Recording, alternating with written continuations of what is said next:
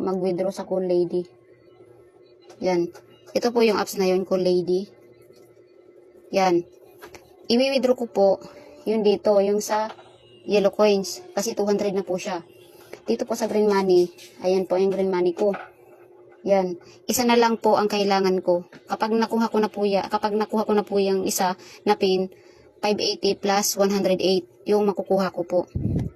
Ayan na po yan. Ayan. Isang pin na lang po ang kailangan ko.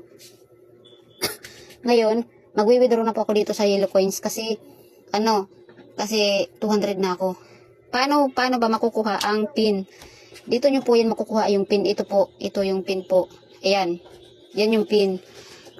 Kahit wala kayong invite po, kapag natapos ninyo yung mga task na yan, makukuha ninyo ito. Kahit wala kayo dito sa invite, makukuha ninyo isang pin. Mapupunta yan dito.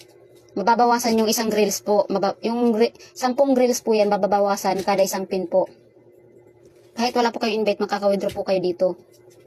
Tapos, mag-withdraw po ako sa Yellow Coins kasi 200 po. Pag sa Gcash po, 200 po siya. Yan. Yan na po yung Gcash ko. Confirm. Withdraw. Yan. Wait lang po muna. Screenshot ko.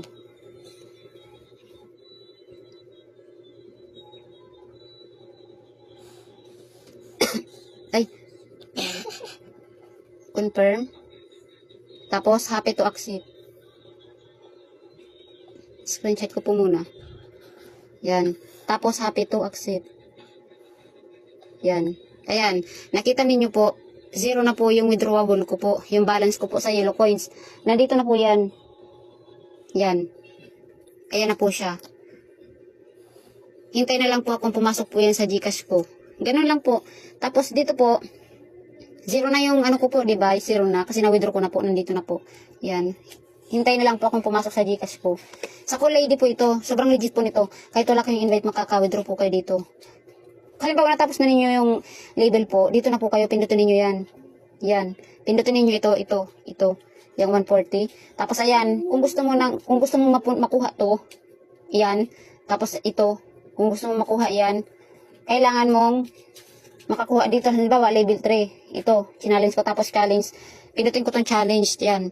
Tapos kailangan makakuha ko ng 3 star. Yan, kailangan star makuha mo sa laro ko yan. Ganun lang po.